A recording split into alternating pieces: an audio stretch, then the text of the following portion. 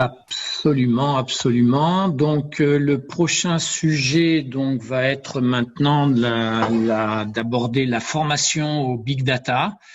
Et pour ça, on fait appel à Antoine Crinck, qui est le directeur de JEDA, qui est donc une société spécialisée dans ce domaine-là. Donc, il est jeune, mais il a un long cursus. Il est allé à San Francisco, à Paris. Il a fondé une entreprise, Evoe, qu'il a revendue.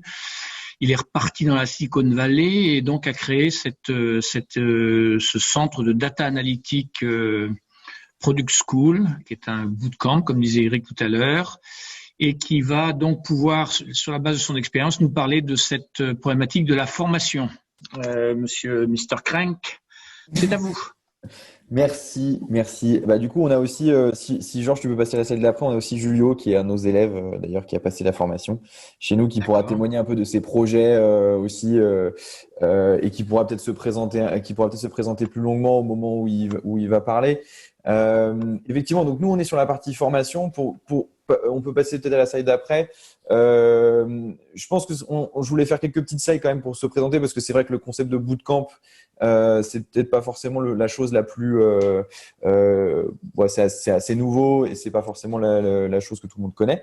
On peut passer à la slide d'après, Georges. L'idée d'un bootcamp, c'est vraiment de prendre un peu le meilleur entre le monde un peu de l'online et donc de la flexibilité de l'online, du fait de pouvoir avoir des cours qui sont sortis extrêmement rapidement sur des dernières technologies, sur des métiers, etc.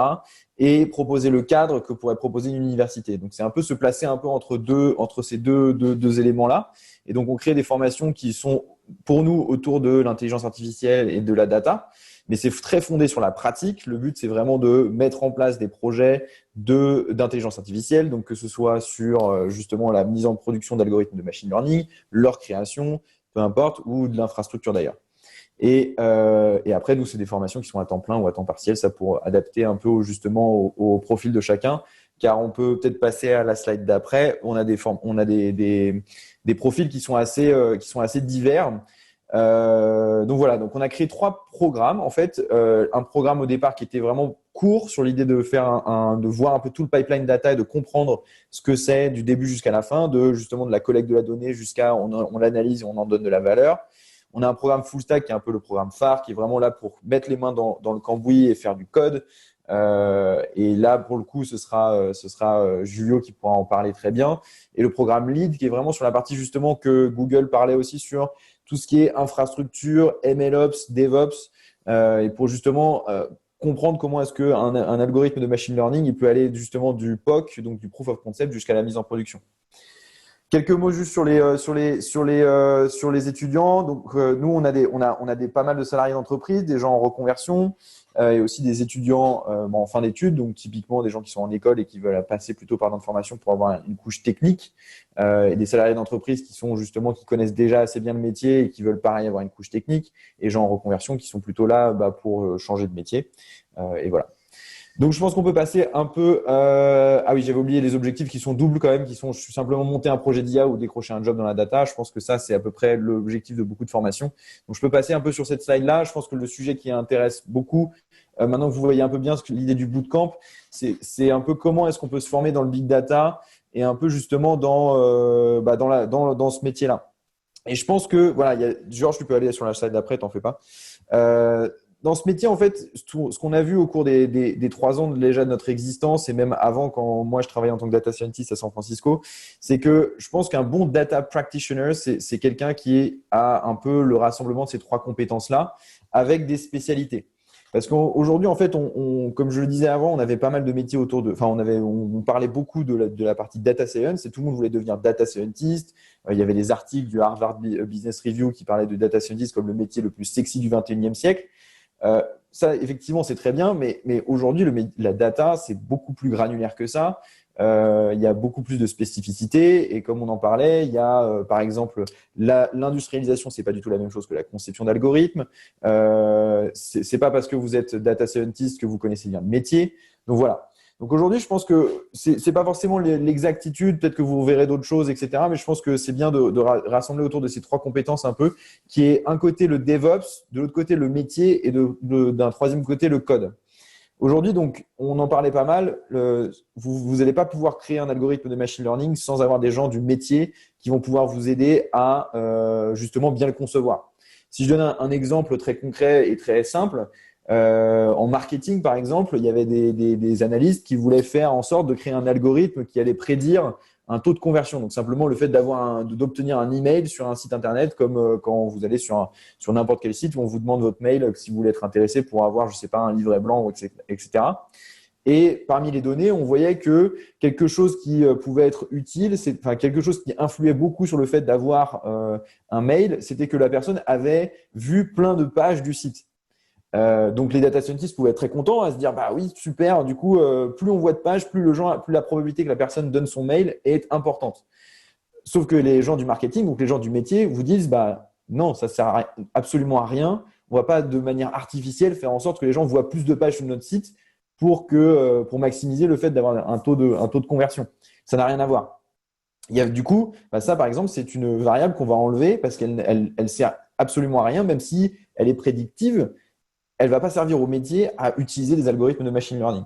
Donc typiquement, le métier, il est important là-dedans et le fait d'être proche de ça et de pouvoir justement traduire des problématiques métiers en des problématiques data, c'est extrêmement important. Ensuite, il y a la partie code et mathématiques. La partie code et mathématiques, d'ailleurs, c'est un peu la partie data science qui est vraiment aujourd'hui, je pense que si vous voulez être sur la conception d'algorithmes de machine learning, vous avez vu qu'on parlait de TensorFlow qui est une librairie pour faire du deep learning, c'en est qu'une. Mais en tout cas, le monde de la tech se tourne quand même beaucoup autour du code et de plus en plus. C'est-à-dire qu'on a quand même de moins en moins de logiciels préfaits, etc., qui vous permettent de conceptualiser des algorithmes de machine learning, par exemple. C'est moins pour la partie DevOps, hein, mais sur la partie code et conception, on reste sur beaucoup de Python, un peu moins de R en ce moment. Python a vraiment le vent en poupe. Parce que justement, comme disait Florence, sur tous les packages que vous pouvez utiliser, il y en a pléthore, et il y a beaucoup de contributeurs, donc c'est un des langages les plus populaires aujourd'hui dans le monde de la data, et même pas que dans le monde de la data, et c'est aussi pour ça que c'est très utile, parce que vous pouvez vous monter un peu sur les épaules du géant et utiliser un peu ces techniques pour construire vos propres algorithmes. Et après, il y a la partie DevOps, qui est justement extrêmement importante. Et je ne vais pas revenir beaucoup plus dessus parce que Jean-Luc, au départ, parlait un peu justement de la partie d'industrialisation, mais c'est vraiment toutes ces problématiques-là. C'est comment est-ce qu'on peut faire en sorte que notre algorithme de machine learning il puisse être utilisé à échelle et que tout le monde puisse l'utiliser de manière rapide, soit on-demain comme ça, c'est-à-dire via un appel d'API, par exemple, ou alors pouvoir carrément utiliser l'algorithme sur des gros bouts de données et recevoir des résultats. Donc, autour de ces trois trucs, autour de ces trois pôles, maintenant, il y a vraiment des métiers différents. Et aujourd'hui, moi, je dirais que si vous avez un petit mélange entre les trois, vous avez un peu le data scientist. Mais le data scientist, c'est qu'une partie du métier de la data. Si vous avez quelqu'un qui connaît très bien le DevOps, vous avez le métier de DevOps, mais vous avez aussi le métier de data engineer, qui est là vraiment pour que vous créez votre infrastructure, pour la comprendre. Ça peut être des infrastructures cloud comme Google Cloud Platform ou AWS, mais ça peut être aussi des structures on-premise. Enfin bref, il y a pas mal de choses à mettre en place. Et mettre en place une base de données SQL, NoSQL qui parle avec votre data lake, ce genre de choses, c'est tout un métier. Et c'est le métier de data engineer. Un peu entre le DevOps et le code, vous avez donc le machine learning engineer qui vraiment connaît extrêmement bien toute la partie conception d'un algorithme de machine learning, sans être extrêmement bon dans la partie statistique, mais qui va être là aussi pour être capable de mettre en production cet algorithme et de pouvoir le monitorer. Donc, il fait très bien le pont un peu entre le data engineer et le data scientist. Et après, un peu entre le code et le métier, je dirais, vous avez quand même beaucoup les data analysts qui sont là vraiment pour justement créer un peu les dashboards dont on a parlé, utiliser la donnée qui est propre et faire en sorte que on puisse prendre des décisions plus éclairées sur une dimension business. Voilà, donc cette slide un peu pour vous expliquer qu'il y a pas mal de choses dans ce métier-là. Il n'y a pas que le métier de data scientist, il y a toute la data, c'est assez important. Et donc du coup, de là découlent pas mal de choses qui vont servir pour eux et notamment qui vont être importants dans la formation parce que je pense qu'on ne forme pas un data scientist de la même manière que vous allez former un data engineer. Voilà, donc Georges, on peut passer à la slide d'après, je pense. Quelques petites choses sur ce qu'on a vu, nous, au fur et à mesure du temps et peut-être des choses qui nous paraissent importantes en tout cas.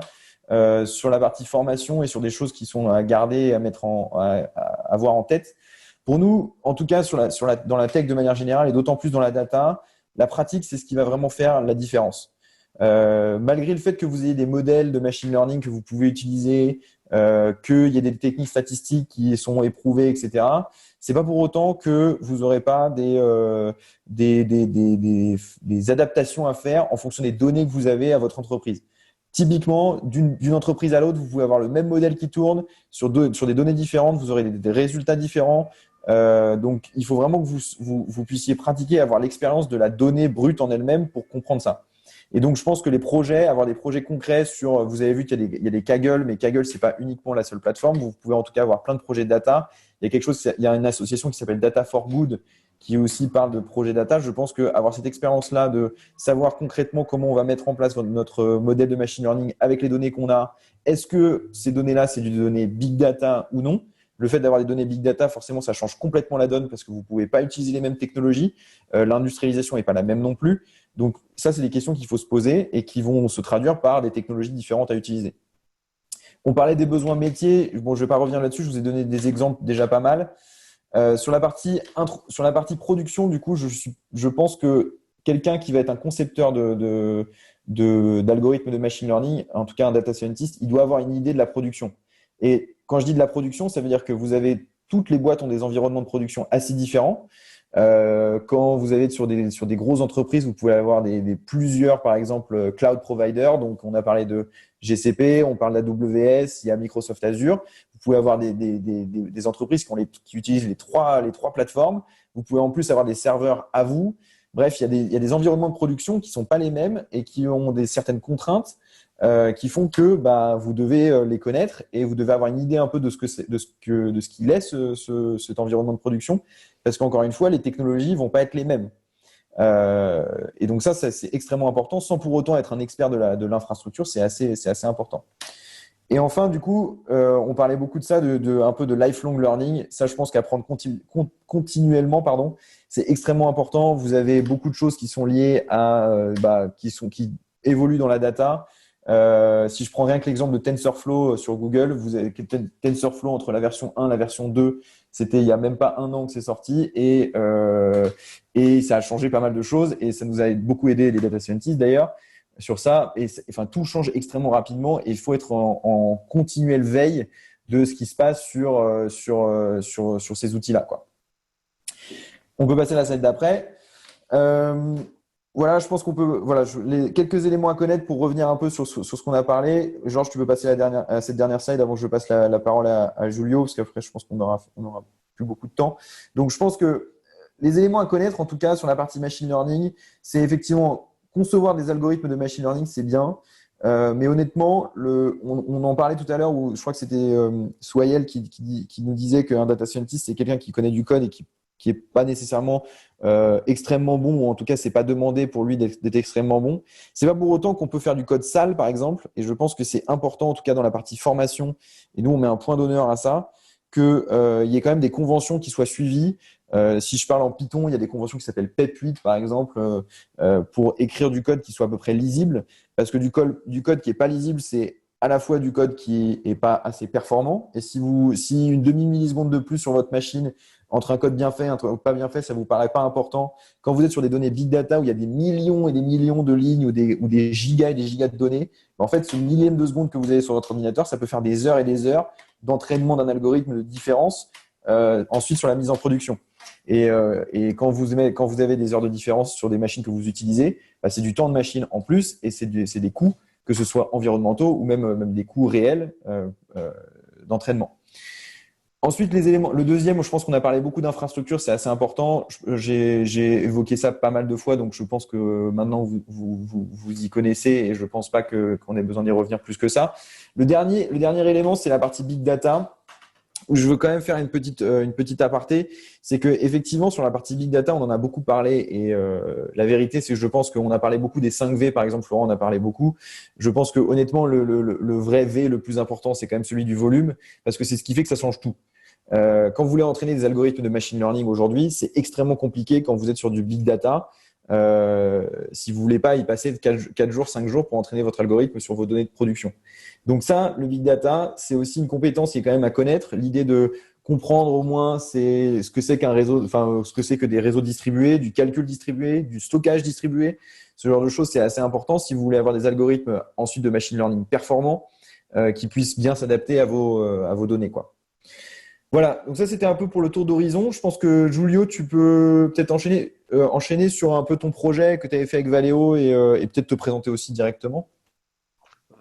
Oui, merci Antoine. Justement, comme tu l'as bien dit, là, je vais donner un peu un retour de ce qui est mon expérience. Et là, une petite présentation justement par rapport à mon expérience avant de partir en formation. Moi, à la base, je suis un physicien et j'ai toujours fait de l'analyse de l'analyse de données massives, soit pendant mon stage de master, soit pendant ma thèse. Et je dis analyse de données massives, c'est-à-dire j'ai analysé des données qui sont acquises sur un gros accélérateur qui est installé entre la frontière suisse et française, qui en fait des collisions de particules. On en fait beaucoup et de ces collisions-là, on a énormément de données qu'on va utiliser pour faire des analyses. Dans mon cas particulier, moi, j'ai cherché à observer un processus qui était très, très rare. On parle d'un processus qui intervient une fois sur 1 million d'événements. Et donc là, je reviens plutôt sur mon expérience précise. Moi, justement, je fais de l'analyse de données et j'ai passé énormément de temps sur toute la partie de sélection et optimisation de ma base de données.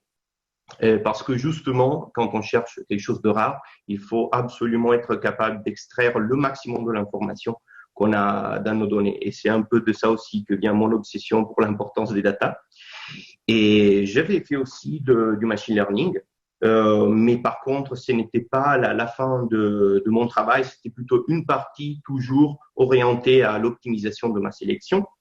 Et après, j'ai passé beaucoup de temps en termes pour tout ce qui est modélisation statistique et interprétation de résultats, parce que justement, on peut avoir des modèles très complexes avec plusieurs composantes. Il faut être capable de contrôler et bien décrire tout, quoi, voilà, pour en faire des conclusions. Donc, en fait, on sort de la thèse, on s'est dit, ok, j'ai travaillé beaucoup sur l'analyse de données, j'aimerais bien passer à la data science, je peux le faire. Et on se rend compte que quand on sort de l'académie, par exemple aussi dans mon domaine en particulier la physique, on a fait beaucoup d'analyses de données, on est très pointu, on est habitué à faire des analyses très fines. Par contre, il y a toute une partie qui peut nous manquer et toute la partie des compétences qui parlent aux entreprises, qui sont utiles. Et en fait, c'est pour ça que heureusement, je trouvais Jeddah, justement un bootcamp relativement récent. Et ben, je me suis dit, leur proposition en termes de formation me convient, c'est ce que je cherche.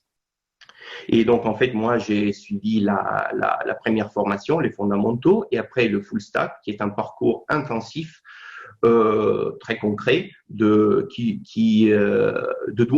3 mois, où vraiment on peut voir beaucoup de choses dans le domaine de la data science. On parle du simple codage pur et dur en Python, on voit comment coder, justement les règles des syntaxes et les conventions, comment manipuler les données. Et après, on va sur des projets pratiques et on parle de la data visualisation qu'on a évoqué au tout début. C'est très important de visualiser ces données pour les comprendre, justement.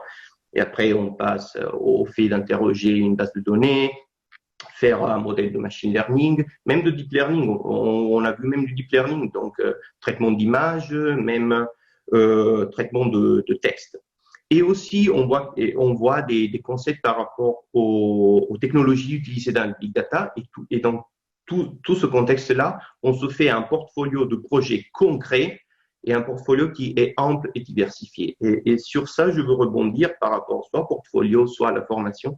Moi, je pense que la vraie valeur ajoutée d'une formation, c'est celle de donner un parcours défini, tracé, avec des priorités claires et justement orientées aux entreprises. Parce que c'est vrai, a priori, on peut apprendre tout seul, mais quand même, il y a un décalage. C'est-à-dire que le data science, c'est potentiellement énorme. On peut énormément piocher dans les techniques de nettoyage de données, énormément piocher dans le modèle. Donc, on veut progresser rapidement, il faut un parcours bien tracé, avec des règles rationnelles optimal derrière. Moi, je trouve que, et un parcours concret, moi, je trouve que ça, c'est primordial. Et donc, dans ce contexte-là, on fait plusieurs projets et à la fin, on a 15 jours, les 2 dernières semaines, on les consacre à un projet qu'on choisit, sur lequel on veut se concentrer. Et ça, c'est aussi une très bonne occasion parce qu'on peut mettre en pratique tout ce qu'on a appris et aussi se plonger vraiment dans un projet. Et ça, dans une optique industrielle, c'est important parce qu'on peut passer beaucoup de temps sur un seul projet. Et dans mon cas, j'ai choisi d'exploiter un challenge de l'entreprise proposé par l'entreprise Valeo sur la plateforme Challenge Data. Si vous ne connaissez pas, je vous conseille d'y donner un coup d'œil.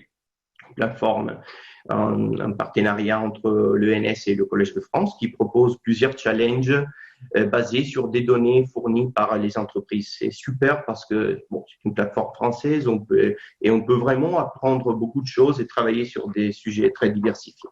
Et là, justement, on peut passer au slide suivant. Donc, moi, je me suis occupé de la prévision de défaillance sur une ligne de production. Et qu'est-ce que ça veut dire ça? On peut passer directement au slide suivant.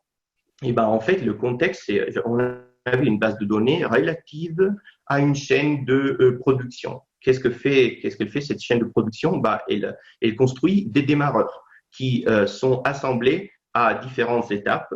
Et après, sur notre chaîne de production, à certains moments, on a des mesures de quantité physique, de caractéristiques du produit, par exemple des angles, des couples et d'autres choses comme ça. Et ben, à la fin, on a un banc de test. C'est le moment de la vérité. C'est l'endroit où on sait si ce qu'on a produit, c'est bon ou c'est mauvais.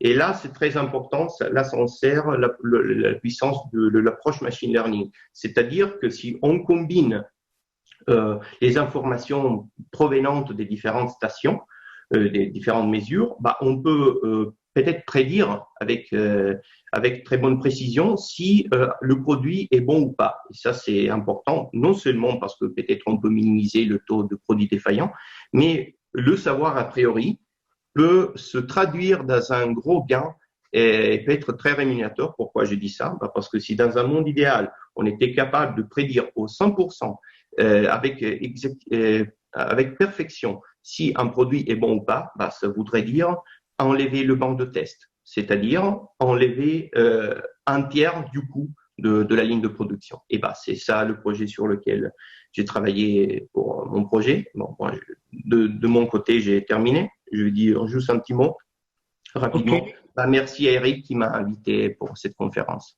Merci Julio pour ton témoignage. Donc on a une ou deux questions qu'on va prendre rapidement là pour terminer sur ces 2 témoignages.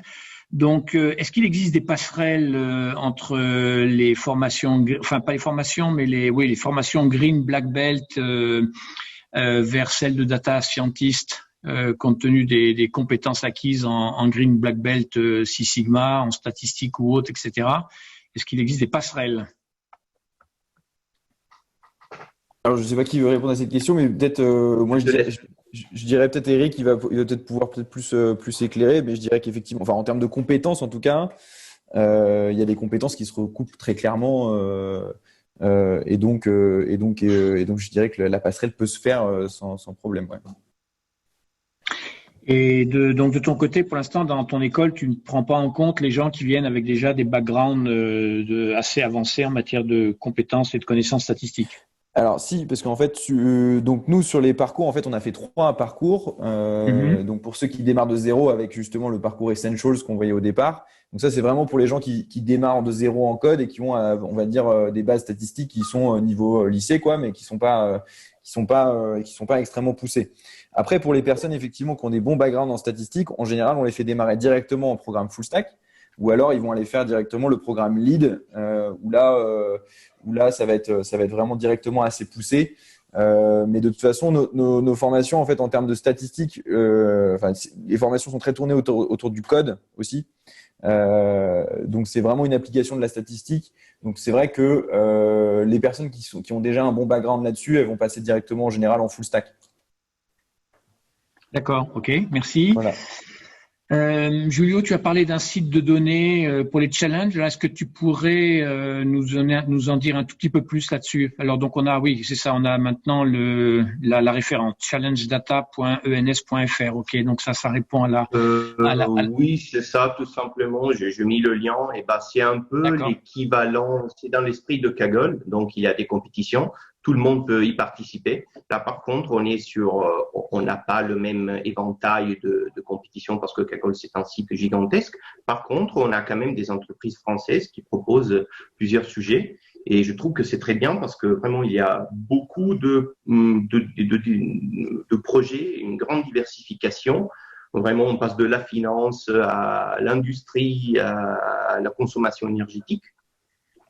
Et ben, on peut apprendre beaucoup de choses sur des sujets qui sont très passionnants. Et donc, j'encourage tout le monde qui veut apprendre quelque chose à se confronter avec ces plateformes et un peu voir s'il trouve des compétitions qui sont intéressantes pour lui.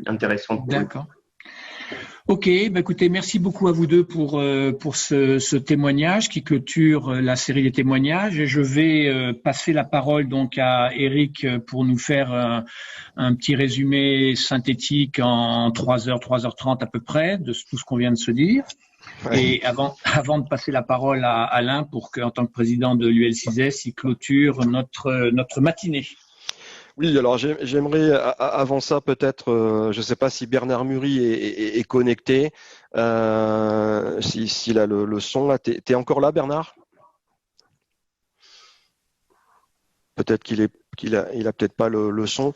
Non, je voulais rappeler un petit peu la suite des événements. Donc le 24 septembre, on a de nouveau notre conférence sur le data architecture. En octobre, on va lancer un concours du meilleur data scientist de France.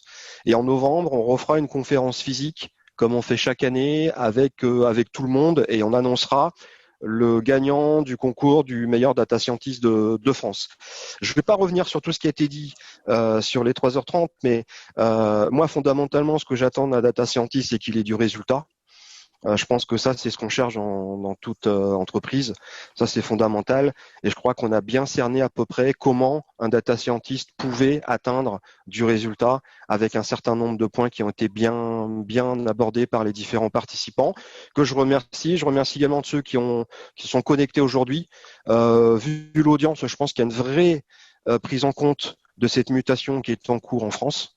Et puis, je tiens à saluer également, j'ai vu qu'il y a beaucoup de femmes de connecter. Donc la data science n'est pas l'affaire que des hommes, et ça me fait plaisir de voir qu'aujourd'hui on est divers. Il y a une diversité qui pour moi est internationale. Il y a une diversité des gens, il y a une diversité culturelle aussi. Il ne faut pas oublier dans la data science, dans une pratique internationale. Voilà. Alors je sais pas si Bernard depuis est connecté à son téléphone. Sinon je vais laisser la parole à notre président. Donc, Alain. Bien, très bien. Donc, merci Eric pour cette partie de conclusion.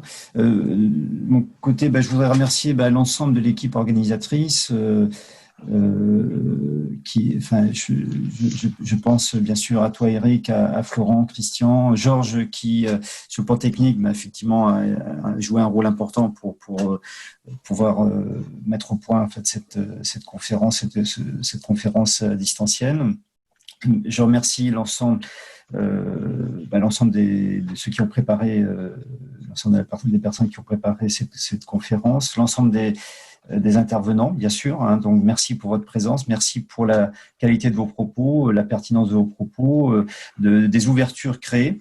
Et par rapport au sujet de la certification indépendante, puisque j'avais reprécisé le rôle clé de l'UL6S, sa raison d'être, en fait, effectivement, certifier de manière indépendante des compétences de personnes, et bien là s'ouvre une nouvelle voie pour l'UL6S, et c'est un axe stratégique, effectivement, c'est que au-delà de la certification autour du Lean Six Sigma, et bien viser une certification autour de la data science, eh bien c'est une belle perspective. Et je pense que cette conférence pose bien l'enjeu, le cadre, donne quelques éclairages. Et moi, j'ai bien aimé effectivement le fait que finalement, il y a des similitudes à faire par rapport à notre expérience déjà du passé autour de la certification centrée Lean Six Sigma. Et c'est pour ça que finalement, toute notre base d'expérience, je pense à l'expérience de Bernard Murry et de bien d'autres au sein du bureau, vont nous permettre d'avancer, et qu'on compose effectivement une équipe projet mixte pour construire concrètement ce projet de certification autour de la data science. En fait, c'est tout l'enjeu sur les semaines et mois à venir. Donc encore merci à tous. Merci bien sûr à Christian qui a animé cette conférence pour bien faire les liaisons avec l'ensemble des intervenants. Donc je vous souhaite un bon appétit, bon après-midi à toutes et tous. Au plaisir de vous retrouver bien sûr en septembre en fait. Et puis n'hésitez pas à lire nos articles qui sont sur notre site internet. Merci à vous encore.